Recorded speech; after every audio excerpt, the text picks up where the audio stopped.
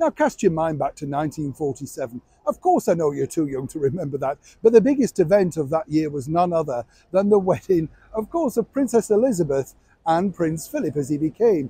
Fascinating stuff, and of course created worldwide headlines. Everybody tuned in on the wireless, remember that phrase, the radio. Literally, it was the biggest event. And this didn't really go unnoticed by the mega moguls out in Hollywood studios, California no less. Every single studio was trying to find an angle to make sure that they could capitalize on that association. Some were more successful than the others. Over here in the United Kingdom, very quickly, we had a series called The Huggets, which starred Kathleen Harrison and Jack Warner. And they very cleverly interwoven one of their radio storylines and turned it into a movie about their two children and all the family wishing to attend and see the royal wedding on the Mall. But one of the biggest studios in California was none other than MGM, headed by the infamous Louis B. Mayer. Mickey Rooney told me this particular story, and it's fascinating when you think.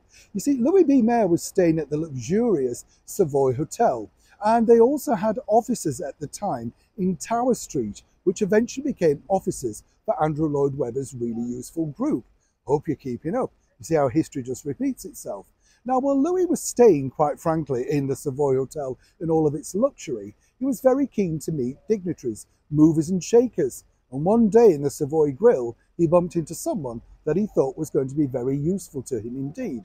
That was the former British Prime Minister, Winston Churchill. Now, as you know, Winston had dabbled in films way back in the silent era and in the early part of the talkies. In fact, he had a contract to write scripts for a major studio, which really didn't come to much. But Louis seized an opportunity, thought he'd literally got a very big idea. A couple of years down the line, in 1951, MGM commissioned Royal Wedding, and this was going to star Judy Garland and Fred Astaire.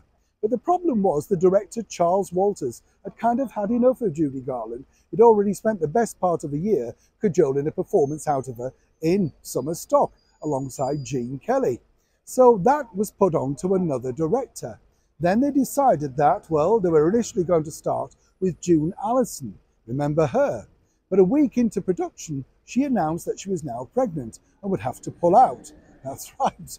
So they went back to Judy Garland, who wasn't too keen because she was supposed to be on at least a year's leave. But she battled on. They decided that she couldn't necessarily pull off Royal Wedding. So Fred Astaire at this point was 50 years old. Who they decided to cast in Judy's place was none other than Jane Powell, who was a mere 21. Now, you wouldn't get that in today's climate, would you?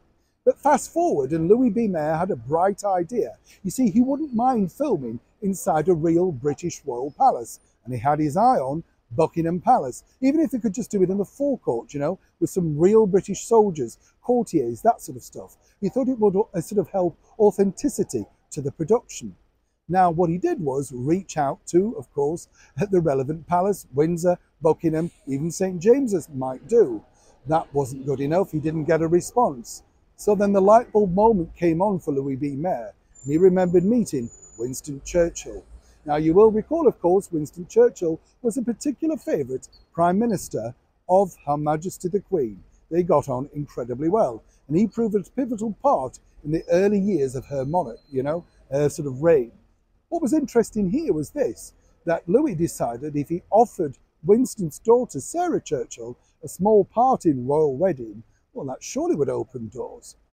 Naturally, they went through the, would you like a part? Let's do an audition, that sort of thing. Even though everybody knew on the movie that she was going to get the part, you get the picture. She was a budding actress and had some success, but having, of course, the daughter of the former British Prime Minister, alongside the very debonair and English good-looking Peter Lawford, was surely going to secure some level of entry into a royal palace. Sadly, it wasn't forthcoming. Even with all of that might thrown behind him and the power of the MGM studios, and quite frankly, the offer to pay for anything, rebuilding, plastering, food parcels, you name it, Louis B. Mayer was a master of twisting everything to his own way. But he could not twist the royal family into what he wanted them to do. Royal Wedding went ahead and it was a big success for Fred Astaire and Jane Powell. And as I said, you know, it's an interesting thing because while Sarah Churchill did appear in the movie, once Louis found that he couldn't exactly get access inside royal palaces, let's just say his interest in her and exactly his promotion of her rapidly declined, proving exactly what a media mogul he was.